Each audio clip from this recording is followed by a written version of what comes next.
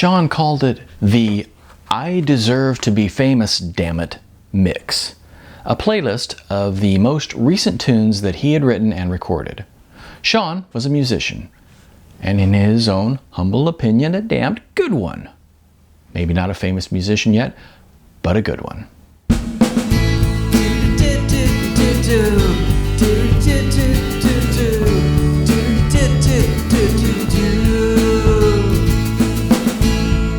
Hi, I'm Neil A. Yeager, and today I'm reading from my novel, Non-Hollywood. Check this video's description text for links to buy a hard copy of Non-Hollywood or one of my other books. This is Chapter 4, I Deserve to Be Famous, Damn It. Though it was 6 a.m., Sean cranked the mix through his headphones as he jumped over the sleeping form of his roommates. He himself didn't need much sleep. He was 21 and was, in fact, so hyperactive and just naturally wired that many people assumed that he used cocaine, even though he had never touched the stuff. At any rate, it was good that he didn't need much sleep, because with 4 guys living together in a studio apartment, he would surely never be able to get any sleep anyway. And just how in the hell had he ended up with 3 roommates anyway? The only thing Sean didn't like about the I Deserve to Be Famous Dammit mix was that he hadn't figured out how to alleviate the hiss sound. He agreed with the old-time musicians about being a fan of recording in analog. Many of those famous musicians felt that analog tape was much warmer and gave a much richer tone than digital recording. And Sean took that to heart and recorded his songs analog, using a cassette 4-track tape recorder that had been handed down to him from an uncle. How the hell did they get rid of all that hissing in the old days?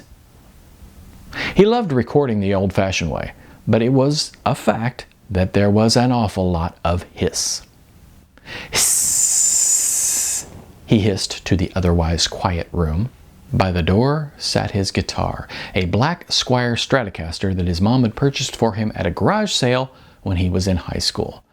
Neither his mom nor the guy selling the guitar to her had realized that it was a 1983 model with custom pickups and therefore worth a lot more than it had gone for at the garage sale. Sean grabbed the guitar as he stepped toward the apartment door. After his morning kickboxing class, he would head directly to work, and during the slow times at work, nobody seemed to mind if he practiced his playing, as long as he didn't use an amp. He stepped out the door and quickly slipped down the stairs, jumping over the bottom railing while softly calling out, "Whee!" If not for the fact that it was still dark and quiet in the courtyard of the apartment building, he would probably be singing along with the tunes on his headphones.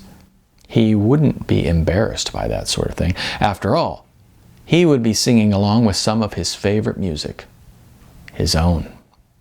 So, nothing to be ashamed of there, no siree. As he quickly walked toward the apartment complex's gate, he noticed that the girl whose computer he always used, a tiny young woman, thin and frail looking, who went by the name of Icon, was sitting in front of her apartment, there on the concrete, her head back against the closed door. "Lock yourself out?" Sean asked as he jogged over to her. "No," she replied. "Then why are you outside at 6 in the morning?" "Just thinking," she said. Sean liked this girl. In fact, she helped him with a lot of the computer stuff that he had no clue how to do, such as transferring his 4-track cassettes to digital MP3s. But damn, she was an odd one. Always had a quiet, almost depressed kind of aura around her. She fancied herself a filmmaker, but he had never seen anything that she'd done, and he'd never been able to find anything by her on the web. He had once described the girl to one of his roommates thusly: "She's one of those people who you can tell is super smart, but you never know what's going through their super brains because they almost never open their damn mouths. Maybe she's thinking about how to cure cancer. Maybe she's planning a mass murder. Who knows?" "Oh, hey," Sean said to her. "The followers came through. All 150,000 of them. Can you friggin' believe it? 150,000 followers. I feel like a major label artist already. I conquer all." "That's great, Sean," she said softly.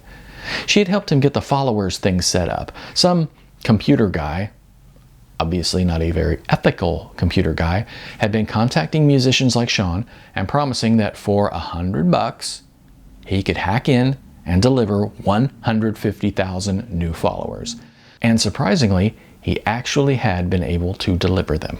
"Dude, it was so cool," said Sean. "I watched them all come in. Bing, bing, bing, one after another. Now I've got 150,127 followers. How friggin' cool is that?" "That's great, Sean," she repeated. "Yes, it is. And hey, thanks for your help with that." "You're welcome." "Oh, say, I got a gig on Wednesday night, and I got to get that whole email list thing figured out. Can you help me with that later?"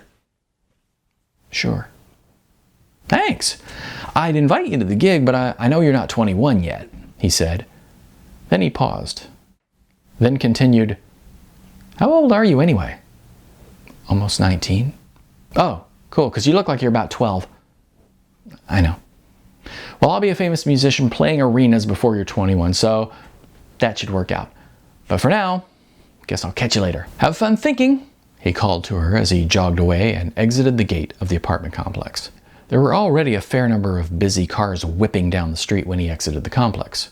"Where are you, Ramona?" he called aloud as he scanned the street for her.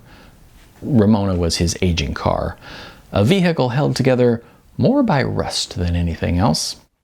Quite a ways up the street, he spotted her. He jogged over to where the car was parked, hopped in, and after struggling to get the engine started, Sean pulled out into the traffic and headed for the kickboxing gym, all the way over in Malibu. It was a hell of a long drive, but luckily he had to keep him company the best music in the world, his own.